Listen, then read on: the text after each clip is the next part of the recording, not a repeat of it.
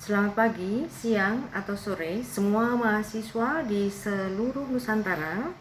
Perkenalkan, saya Ibu Lisa, salah satu dosen mata kuliah pengantar ilmu komunikasi.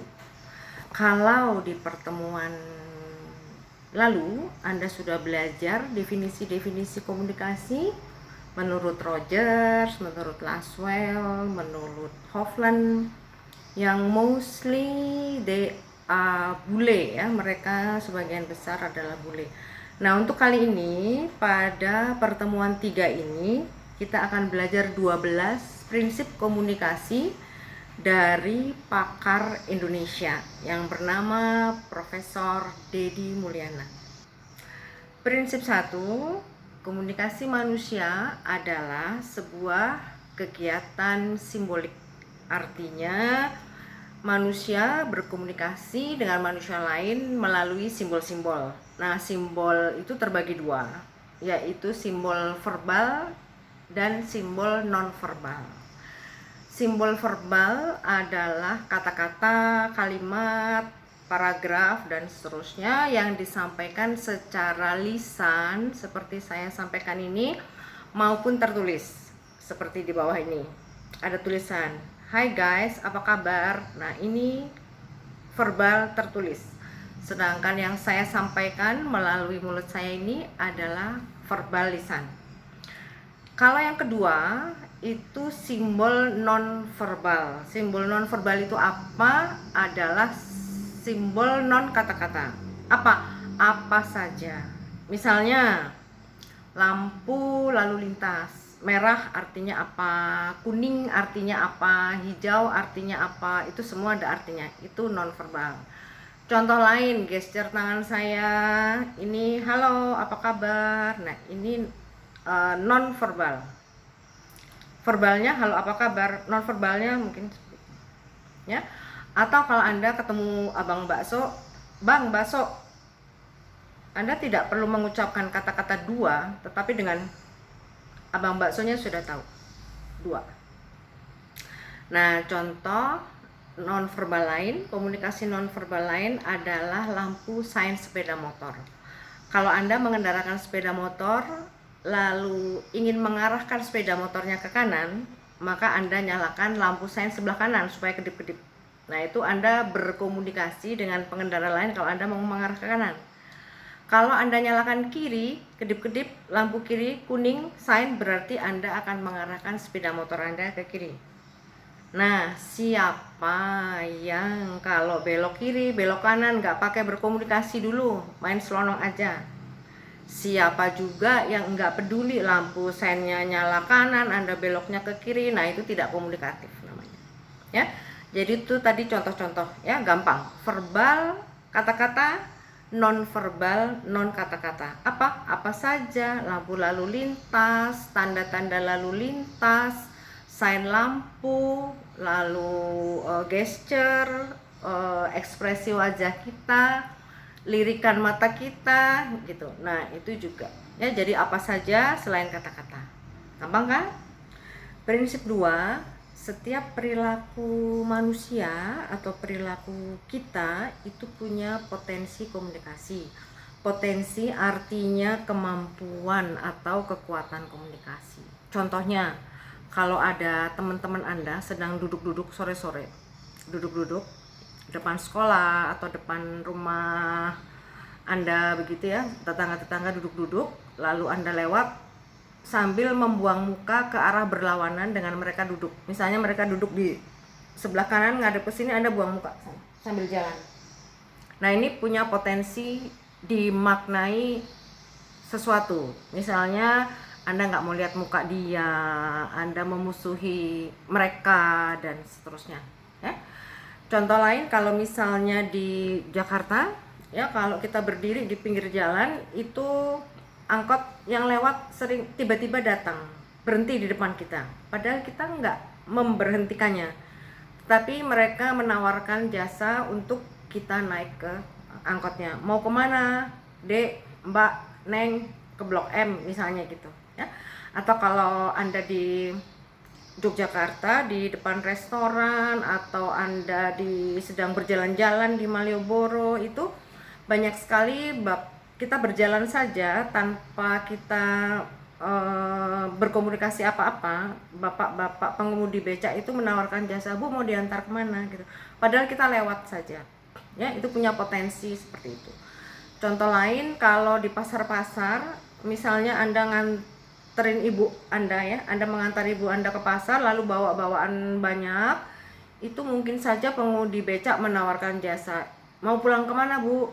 Atau pengemudi ojek, "Mau diantar, Bu?" gitu, ya. Padahal kita nggak nawar ojek, nggak nawar becak, tidak memberhentikan angkot gitu.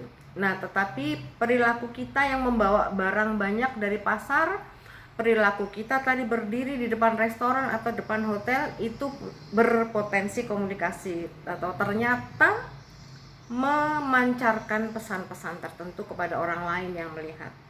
Itu prinsip kedua, setiap perilaku kita punya potensi komunikasi. Prinsip ketiga, komunikasi itu memiliki dimensi isi dan dimensi hubungan. Nah, maksudnya gimana tuh? Ya, dimensi isi maksudnya adalah isi pesan yang dikomunikasikan itu yang penting. Seperti saat ini saya menyampaikan pesan-pesan kepada Anda, ini pesan-pesan dimensi isi. Isinya adalah mata kuliah pengantar ilmu komunikasi. Isinya yang penting. Anda harus paham isinya. Anda harus paham apa yang saya sampaikan. Ya. Contoh lain, dimensi isi adalah ketika kebetulan saya baru datang dari Yogyakarta. Ketika saya menginap di sebuah hotel, lalu dijelaskan oleh karyawan di kantor depan hotel itu, "Ibu, ini kuncinya, ini password wifi-nya, ini kupon untuk sarapan paginya." Nah, itu penting. Semua isi-isi pesan yang disampaikan kepada saya itu penting, ya. Seperti juga saya menyampaikan pesan-pesan kepada Anda lewat video ini, isi pesannya penting. Tetapi kalau komunikasi yang mementingkan dimensi hubungan, isi pesan itu tidak penting, isi pesannya nggak penting. Contohnya ketika saya sampai di Yogyakarta, kemarin saya pergi ke Yogyakarta, saya telepon anak saya, "Nak, Mama udah nyampe Jogja nih, tadi asik deh, tadi makan soto sawah, udah gitu, tante-tantemu tuh udah ngumpul semua, om-om kamu tuh juga udah ngumpul semua.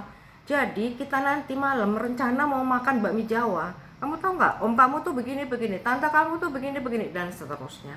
Nah, itu saya bicara panjang lebar menceritakan suasana saya bertemu keluarga di Yogyakarta, itu tidak penting. Yang penting adalah dimensi hubungan antara saya dengan anak saya yang enggak ikut, yang harus dibina terus. Jadi hubungan antara ibu dan anak yang harus dibina terus. Isi pesannya tuh nggak penting. Mau ngomong apa sebenarnya saya juga yang dengerin iya aja gitu, ya. Nah, contoh lain juga, kalau Anda naksir cewek, naksir cowok, atau cowok naksir cewek, pagi-pagi Anda kirim WA, "Sudah bangun yang?" "Sudah sembahyang subuh belum yang?" gitu. Sebenarnya nggak penting-penting amat, mungkin aja Anda juga nggak sembahyang subuh, tapi yang penting ngasih perhatian, yang penting dimensi hubungannya. Ya, gimana caranya Anda berkomunikasi dengan cewek atau cowok yang Anda taksir itu. Jadi itu bedanya, ya. Komunikasi ada yang mementingkan dimensi isi, ada yang mementingkan dimensi hubungan. Kalau dimensi isi, benar-benar isi pesan itu penting. Kalau dimensi hubungan, isi pesan sebenarnya nggak terlalu penting, cuma cari-cari jalan aja supaya bisa berkomunikasi dengan orang yang Anda ingin ajak komunikasi itu. Begitu, jelas ya dimensi isi dan dimensi hubungan. Prinsip keempat, komunikasi terjadi pada tingkat kesadaran yang berbeda-beda. Misalnya saya membuat video kuliah ini tentu dengan tingkat kesadaran penuh, ya, karena kamera menangkap lebih tajam dari mata manusia, ya. Jadi saya dengan kesadaran penuh. Ada juga saya berkomunikasi, sering-sering berkomunikasi dalam rapat, dalam ngobrol-ngobrol dengan ibu saya misalnya. Juga saya tahu apa yang saya sampaikan, saya sadar apa yang saya sampaikan, tapi tidak teramat sangat serius seperti di depan kamera. Kadang juga saya ngobrol-ngobrol santai dengan keluarga, dengan teman yang nggak diingat-ingat banget sih isi obrolannya apa. Ya, di bawahnya itu lagi kita sering tidak mengirimkan pesan apa-apa, tidak bermaksud mengirimkan pesan apa-apa, tetapi oleh orang lain yang melihat gesture kita itu dimaknai, ya, seperti yang prinsip nomor 2 tadi. Jadi saling berkaitan, ya. Jadi prinsip nomor 4, komunikasi terjadi pada tingkat kesadaran yang berbeda-beda, mulai dari sangat serius, serius, sedang-sedang, dan kurang serius, bahkan tidak mengirimkan pesan tetapi ditangkap sebagai mengirimkan pesan oleh orang lain yang melihat. Begitu, itu prinsip nomor 4. Prinsip kelima, komunikasi terjadi dalam konteks ruang dan konteks waktu, ya. Jadi contohnya kita mengirim pesan simbolik nih melalui pakaian kita, ya. Kalau ruangannya kolam renang, kita pakai baju berenang, itu konteksnya benar, ya. Tapi kalau kita menggunakan simbol nonverbal yang sama, pakai baju renang masuk di ruang resepsi pernikahan, nah apa tuh jadinya, ya, seperti itu. Demikian juga dengan konteks waktu. Kalau kita menjenguk orang sakit pada waktu besuk, pada jam besuk, itu dimaknainya apa. Tapi kalau kita menjenguk orang sakit, perilaku yang sama, simbol nonverbal yang sama, tapi kita lakukan menjenguknya itu jam 12 malam, nah itu apa maknanya? Ya, nah sekali-sekali Anda yang melengkapi penjelasan saya. Oke? Prinsip keenam, komunikasi melibatkan prediksi peserta komunikasi. Jadi kalau kita berkomunikasi kan bermaksud menyampaikan ide kepada komunikan kita. Nah, kita harus perkirakan komunikan kita itu mampu menangkap pesan-pesan yang kita sampaikan. Seumpamanya saya sedang jadi MC-nya di taman kanak-kanak, audiensnya, maka kata-katanya akan, adik-adik, siapa yang tadi pagi sudah minum susu, misalnya seperti itu. Tetapi kalau prediksi saya yang mendengarkan saya adalah ibu-ibunya, bukan anak-anaknya, maka saya akan mengatakan, ibu-ibu, apakah putra-putri Anda sudah diberikan nutrisi yang cukup? Begitu, ya. Kalau anak TK saya bilang, anak-anak, apakah Anda sudah mengkonsumsi nutrisi yang cukup? Anak TK itu nggak tahu. Nah, prinsip ketujuh, makna ada pada orang, bukan pada pesan. Contoh, saya nih pagi-pagi terima WhatsApp message yang udah bangun. Nah, saya bisa memaknainya yang itu sebagai sayang, bisa memaknainya sebagai eyang. Ya, kalau di Jawa eyang itu nenek gitu. Ya, jadi tergantung saya memaknainya. Ya. Demi contoh lain simbol nonverbal. Nih ya, tadi kan simbol verbal ya, kata-kata yang. Sekarang simbol nonverbal. Kalau misalnya ada orang sakit, ada pada masyarakat tertentu kalau kita mengirimkan bunga ke tempat orang sakit atau ke rumah sakit, itu biasa-biasa saja, artinya ditanggapinya secara positif. Tapi ada kalangan masyarakat tertentu yang kalau ada orang sakit kita kirimin bunga, memaknainya sangat negatif, seolah-olah seperti kita mendoakan dia cepat meninggal gitu, ya, bisa seperti itu. Prinsip ke-8, komunikasi terjadi apabila ada pengiriman pesan dan apabila ada pemaknaan pesan. Jadi saya sebagai komunikator mengirimkan pesan, lalu komunikan itu mampu memaknai. Itu baru terjadi komunikasinya, ya. Tanpa proses pengiriman dan tanpa proses pemaknaan, maka komunikasi itu tidak akan terjadi. Contoh, saya orang Jawa, memproses isi pikiran saya ke dalam bahasa Jawa, saya kirim ke Budi yang orang Minang. Budi tidak mampu memproses bahasa Jawa ini ke dalam pikirannya karena nggak tahu bahasa Jawa, maka komunikasi tidak terjadi.